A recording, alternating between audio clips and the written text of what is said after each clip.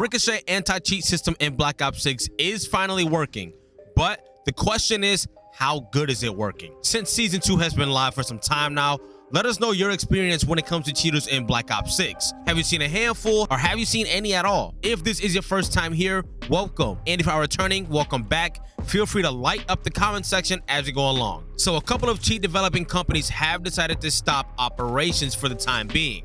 Whether it's permanent or not, we are not quite sure. In particular here, I am talking about Umbra and Densho cheat providers. I do want to give another shout out to Derek Wing for the additional insight. I have heard rumors due to legal issues, these companies are considering stopping operations. But this has happened before, and I don't think anything significant really came out of it. But I do know there are some cheaters getting banned here, and I do think I've been in a couple of rank play lobbies where cheaters were disconnected and banned. So this is where the kernel level driver comes into play. The kernel level drivers detect software on your PC. So anything downloaded or injected onto your PC is what the kernel level driver system tries to take care of. What the kernel level drivers can't detect is external devices such as a Cronus or a DMR. This sucks for the folks that navigated on over to console to avoid cheaters, because needless to say, there will still be cheaters on the console end of things. Maybe not to the same degree, but they are still out there. A major problem I've been seeing and hearing about in this update is that cheaters are literally booting people offline or DDoSing people. Showing the date. The date is Tuesday, February 4th. There it is. There it is. Boom. Kick. Boom. Kick. Got another Charlie, one. Yo, you're right there, mate. I hope you can see this, man. I'll take my apology in written form. You can just post it on your Twitter. I'll forgive you, though. Don't doubt me again. So I didn't know this was a thing, but allegedly it was happening in the beta. But that ended up getting debunked. The footage of people being booted offline was clear as day after the beta. So I do think inherently that was some false information to try to cover up some shit. And you heard it.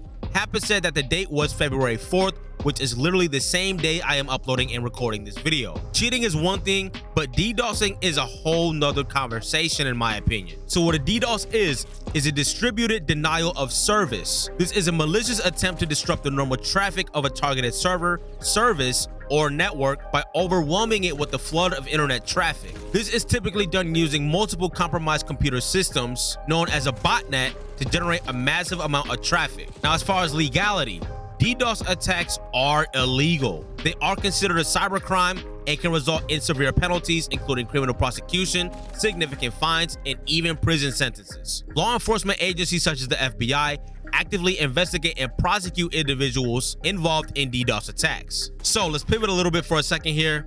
I have a request for all live streamers. It doesn't matter if you stream on Kick, Twitch, TikTok, YouTube.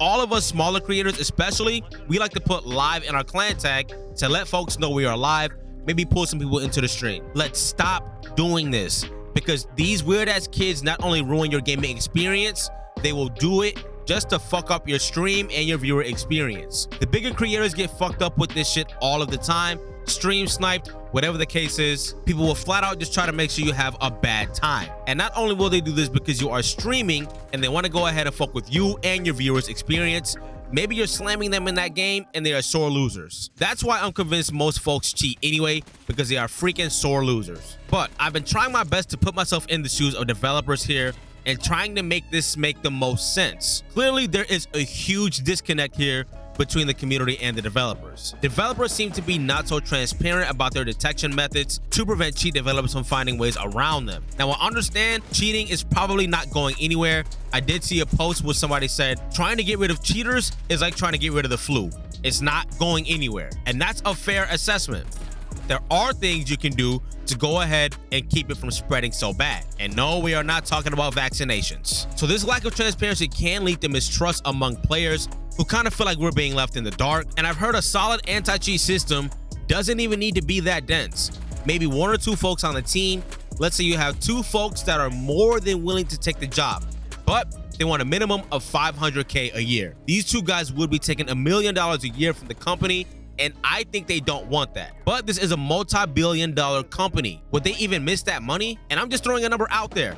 Hell, some might even take 80K, 70K, 50K. But it seems like to me, they don't want to pay humans which is part of the reason why AI is so prominent here. Developers were even under fire for this wallpaper here that was clearly AI generated, and this Christmas zombie monster thing had a weird number of fingers. That is a common issue we see with AI today, and I say it on the channel all the time.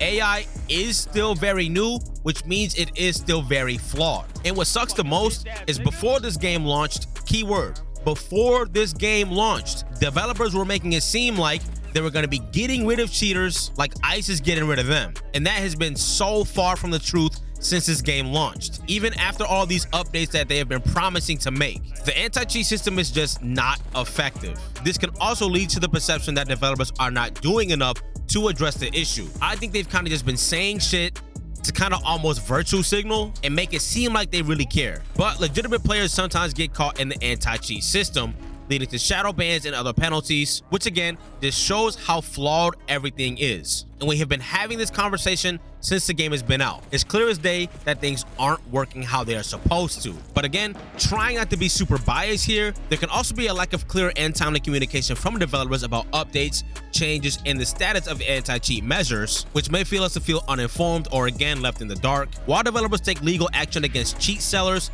some players feel that this is not enough and that more should be done to protect the integrity of the game. All of these factors combined, though, can create a gap between developers and the community, leading to this big disconnect. Do you think there's any way developers could bridge this gap more effectively? Now, I know I said it at the top of the video that the anti-cheat system is finally working. Yes, but I hate to say it, it's not working that well. I think it's still doing less than it's doing more. Now, I do want to add a lot of the updates from developers. They were saying either during season 2, which means things weren't going to be ready to go at the start of season 2, and they also mentioned season 3. So things could still be in the works, or maybe they're just continuing to blow smoke up everyone's ass. But a lot of folks are saying that dying game will already be even more dead or completely dead by then. What's your take on all this though? And what has your experience been like?